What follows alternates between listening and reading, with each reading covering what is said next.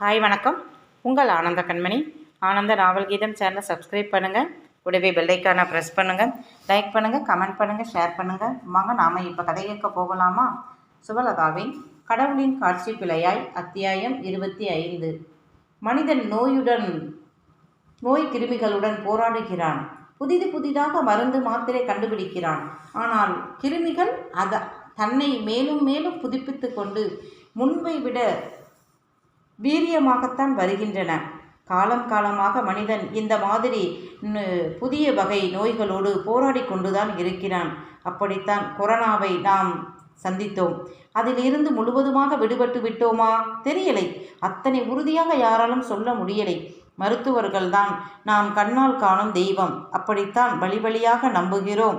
தன் உயிருக்கு உயிரான உறவுகளை டாக்டர்களிடம் ஒப்படைத்துவிட்டு ஆபரேஷன் தியேட்டர் வெளியே காத்து நிற்கும் உறவுகளின் மனநிலையை பற்றி சொன்னால் அதற்கு முடிவே இருக்காது. அப்படித்தான் சமரவேல் முகம் கல்லாய் இருக அங்கு இருந்த இருக்கையில் அமர்ந்து கண் மூடிக்கொண்டு இருந்தான். அந்த நேரம் அவன் எதை பற்றி நினைக்கிறான் என்று அவனுக்கே தெரியலை. நினைவுகள் அற்று சில நிமிடங்கள், அவளை முதலாக பார்த்த நிமிடங்கள், பழகிய நிமிடங்கள். என்கிட்ட ஏண்டி சொல்லலை? எனக்கு இந்த மாதிரி புடவை கட்ட ஆசை, இந்த நகை எனக்கு நல்லா இருக்குமா? இப்படி உரிமையாக என்கிட்ட திருமணத்திற்கு முன்பே சொல்லி இருந்தாயே, அன்றே இதையும் சொல்லி இருந்தால் எத்தனை கோடி செலவானாலும் பார்த்து சரி பண்ணி பிறகு நம்ம வாழ்க்கையை எந்த குறையும் இல்லாமல் தொடங்கி வாழ்ந்திருக்கலாமே. இதோ இப்படி நீ என்கிட்ட வருவியா மாட்டியா என்று நான் தவித்து நிற்க வேண்டிய அவசியமே வந்திருக்காதே. சொல்லாமல் விட்டுட்டியேடி. அது சரி, உனக்கே உன் சிறுநீரக பிரச்சனை தெரியாமல் தானே இருந்திருக்கிறாய். வாழணும், நகை பட்டுப்புடவை, மேக்கப், சுற்றுப்பயணம் என்று எத்தனை ஆசைப்பட்டாய்.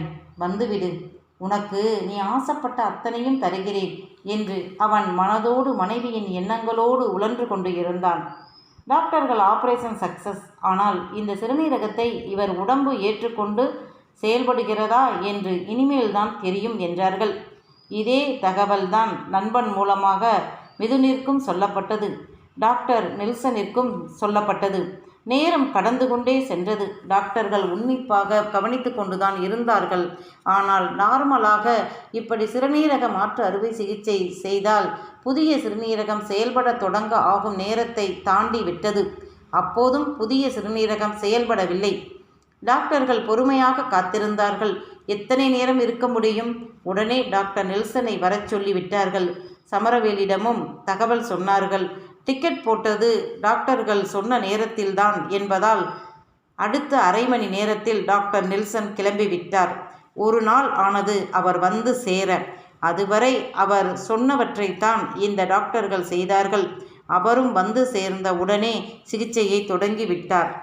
கிட்டத்தட்ட 2 நாட்கள் அந்த டாக்டர் யமனுடன் போராடித்தான் தன்மையாவை காப்பாற்றினார். அதன் பிறகுதான் சமரவேல் நிம்மதியாக மூச்சுவிட்டான். மிதுனை அழைத்து நன்றி சொன்னான். ஏனென்றால் டாக்டர் நெல்சனுக்கான முழு செலவும் மிதுன்தான் பல லட்ச ரூபாய்களை செலவு செய்திருந்தான். சமரவேலிடம் இல்லாத பணம் இல்லை. அதற்காக நீ செலவு செய்ததை தருகிறேன் என்று இவனால் சொல்ல முடியாது, சொல்வது நன்றாகவும் இருக்காது என்று விட்டுவிட்டான். அதன் பிறகு 15 நாட்கள் மருத்துவமனையில் இருந்துவிட்டு ஃப்ளைட் மூலம் மதுரை வந்து வீடு வந்தார்கள். தன் வீட்டில் மனைவியை கவனிக்க ஆள் வைத்து சமரவேல் நன்றாக பார்த்து கொண்டான். ஓரளவு தன்மையா உடல் தேறி வந்தது. ஆனாலும் சில சமயம் சான் ஏறினால் முளம் சறுக்கும் கதையாகத்தான் தன்மையா உடல்நிலை இருந்தது. 6 மாதங்கள் சென்றது. நித்யா ஏதோ ஒரு இடத்திற்கு சுற்றுலா செல்ல கிளம்பினாள். கூடவே அவள் அம்மாவையும் கூட்டி போவதால் தன்மையாவை உன் மகனை தூக்கி கொண்டு போ என்றார்கள். சமரவேல் மகனை தன்னுடன் அழைத்து வந்து விட்டான். இதற்கு இடையில் தன்மையா தானும் தங்கையுடன் போவதாக சொல்ல சமரவேல் பயந்து விட்டான். ஏய், என்ன விளையாடுறியா? உன் உடல் இருக்கும் நிலையில் நீ இப்படி வெளியே போய் சுற்றக்கூடாது. நீ குடிக்கும் தண்ணி, நீ பயன்படுத்தும் கழிவறை எல்லாம் மிக மிக சுத்தமாக இருக்க வேண்டும். ஏனென்றால் உனக்கு எளிதாக இன்ஃபெக்ஷன் வந்துவிடும். வந்தால் அவ்வளவு எளிதாக போகாது. உன் உடம்பில் முன்பே எதிர்ப்பு சக்தி ரொம்ப குறைவாக இருக்குது. இதில் நீ வேற வெளியூரெல்லாம் போக முடியாது என்று மறுத்து விட்டான். ஆனால் தன்மையா கேட்டாளா? முடியாது என்று சொன்னால்தான் அவள் முடிப்பேன் என்று வீம்பு பிடிப்பாள். என்னதான் உயிருக்கு போராடி திரும்ப வந்திருந்தாலும் இப்போது அந்த பயம் தெளிந்து இருந்தது. அதைவிட அந்த முட்டாள் நினைத்தது இதுதான். முன்பு போல் உடம்பு சரியில்லை என்றால் என்ன? முன்பு பார்த்த அதே மருத்துவமனை சென்றால், அதே வெளிநாட்டு டாக்டர் வந்தால் குணமாகிவிட்டு போகிறது என்று முட்டாள்தனமாக நினைத்து கொண்டு தானும் தங்கையுடன் போவேன் என்று அடம் பிடித்தாள். சமரவேல் எவ்வளவு சொல்லியும் அவள் கேட்கலை. பிறகு என்ன பண்றது? அடிக்கவா முடியும்? அதுவும் இவனுக்கு வரும் கோபத்துக்கு. இவன் 4 அறை விட்டால் அவள் அவ்வளவுதான், சுருண்டு விடுவாள். ஆனாலும் தன்னை அடக்கி கொண்டான்.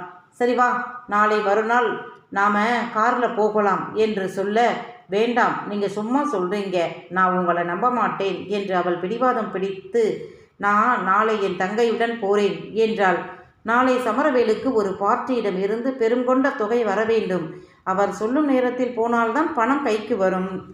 நானே வரலை என்றால் அவர் பிறகு தரமாட்டார். இதுவே பல மாதங்கள் இழுத்தடித்துத்தான் தருகிறார். சொன்ன போதே வாங்கிவிடணும் என்றுதான் நாளை போக முடியாது என்றான். உண்மை நிலையை சொல்லியும் தன்மையா புரிந்து கொள்ளவில்லை. வேற வழி? சமரவேல், நாளை பணத்தை வாங்கிய பிறகு கிளம்பி வந்து உன்னை அழைத்து கொள்கிறேன். அதுவரை பத்திரமா இரு என்று போகும்போது தண்ணீர் கூட மினரல் வாட்டர் பாட்டில் நிறைய வாங்கி கொடுத்து தான் அனுப்பினான். ஆனால் மறுநாள் பணம் கொடுக்க வேண்டியவர் இழுத்து அடித்து அன்று இரவு 12 மணிக்கு மேல்தான் பணத்தை கொடுத்தார். அதை வாங்கி பத்திரப்படுத்திவிட்டு குளித்து கிளம்பியவனுக்கு ஏனோ மகனை பார்க்க வேண்டும் என்று தோன்ற அண்ணன் ரத்தினவேல் அறைக்கு சென்றான். அறையில் விளக்கு எரிய கதவை தட்டினான். திறந்த ரத்தினவேல், வாடா, இப்போதான் வந்தியா என்றார். என்னாச்சு என்றபடி உள்ளே நுழைய ராதா மகனை மடியில் படுக்க வைத்து ஒடிக்கொள்ளன் தடவி கொண்டு இருந்தார். என்னாச்சு என்று கேட்க, நல்லா தான் இருந்தான், இப்போ காய்ச்சல் கொதிக்குது, 10 மணிக்கு மாத்திரை கொடுத்தேன், அப்படியும் குறையவில்லை என்றார் ராதா பாவமாக. வாங்க நீ ஹாஸ்பிட்டல் போகலாம் என்றவன் மகனை வாங்கி தோளில் போட்டுக்கொண்டு போய் காரில் ஏற ரத்தினவேல் கார் எடுக்க ராதாவும் வேலையாளிடம் சொல்லிவிட்டு வந்தார். பக்கத்து டவுன் ஹாஸ்பிட்டலில் சேர்த்து சிகிச்சை எடுத்தார்கள். மறுநாள் காலை 10 மணிக்கு மேல்தான் காய்ச்சல் குறைந்தது. மகனும் கண் விழித்து பார்த்து அப்பா என்றான். சமரவேலுக்குத்தான் குற்ற உணர்வாக போய்விட்டது. தன்மையாதான் புரியாமல் தன் உடல்நிலை கெட்டுப்போக இவன்தான் காரணம் என்று இவனை நன்றாக பார்த்து கொள்வது இல்லை. ஏன் அவள் பக்கமே இவனை வரவிடுவது இல்லை. யாரிடமாவது தள்ளிவிட்டால் போதும் என்று நினைப்பாள். சரி, அவள்தான் அப்படி என்றால் நானும் தன்மையாவின் உடல்நிலை, தொழில் என்று இவனிடம் அதிக நேரம் செலவிடுவதே இல்லை என்று தன்னையே நொந்து கொண்டவன் மறுநாள் முழுவதும் மருத்துவமனையிலேயே இருந்து மகனை பார்த்து கொண்டான். அன்று இரவு 8 மணிக்கு மேல்தான் மகனுடன் வீடு வந்து சேர்ந்தான். இதில் மனைவி டூர் போன விஷயமே அவன் நினைவில் இல்லை. மகனை பற்றி மட்டுமே அவனுடைய எண்ணம், கவனம் அத்தனையும் இருந்தது. மகனுக்கு இரவு உணவு கொடுத்து மருந்து கொடுத்து விட்டு அவனை தன்னுடன் படுக்க வைத்து கொள்ள நினைக்க அவன் நான் ராதாம்மா கிட்ட இருக்கேன் என்று சொல்லவும் அவரிடம் விட்டுவிட்டு வந்து குளித்துவிட்டு வந்து உடைமாற்றிய பிறகே மனைவி வீட்டில் இல்லை, வெளியூர் போயிருக்கா என்ற எண்ணமே வந்தது. பதறிக்கொண்டு மனைவிக்கு ஃபோன் அடிக்க அவள் எடுக்கவே இல்லை. மாமியாருக்கு அடிக்க எடுத்தவர், உங்களை நேற்று இரவு ரொம்ப எதிர்பார்த்தா, நீங்கள் வரலை, அதனால் கோபமாக இருக்கா என்று அவர் சொல்ல, அவன் மகனுக்கு உடல்நிலை சரியில்லை என்று சொல்ல, அவரோ மறைமுகமாக குழந்தையை ஒழுங்காக பார்த்துக்கலைன்னா இப்படித்தான் என்று சொல்ல, அவனுக்கு கோபம் வந்தாலும் சில உறவுகளிடம் அதை காட்ட முடியாது.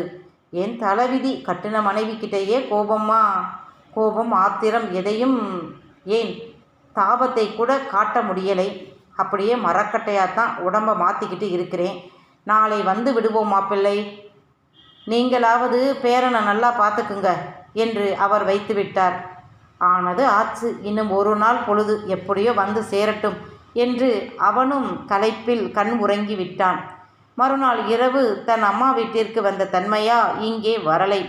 ஆனால் அவள் வந்ததை தெரிந்து கொண்ட சமரவேல் அவளை ஃபோனில் அழைக்க அவன் ஃபோனை எடுக்கவே இல்லை.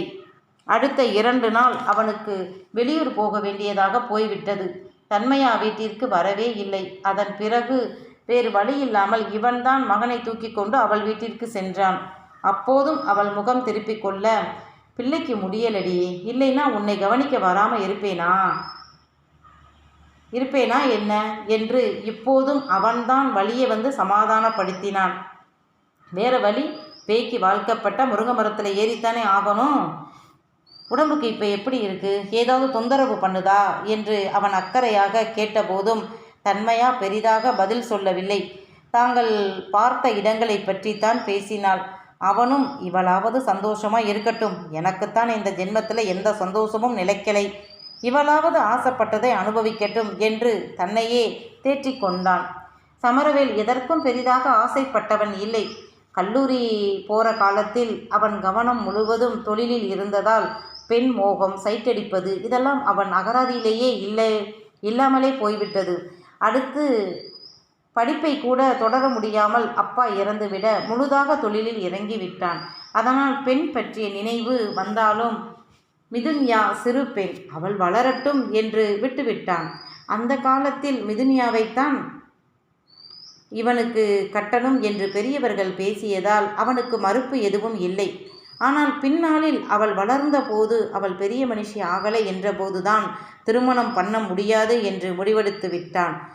காதலித்து மணந்து கொண்ட மனைவியோடு நெடுநாள் ஊனும் உயிருமாய் வாழ அவனுக்கு கொடுத்து வைக்கலை.